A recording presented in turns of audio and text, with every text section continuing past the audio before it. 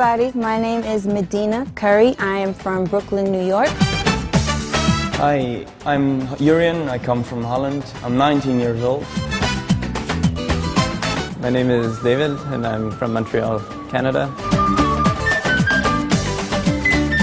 I studied in my elementary schools, in high school, but after you leave the class, you have no opportunities to use the language. So to be in a Spanish-speaking country is very, very important.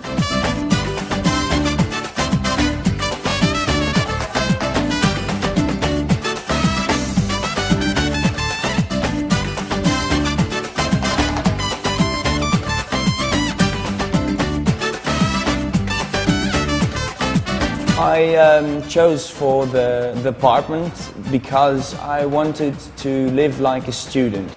It's really fun to live in a house with people from all kinds of nationalities. I came to Spain to learn Spanish because Spanish is a wonderful language and Spain is a very beautiful country.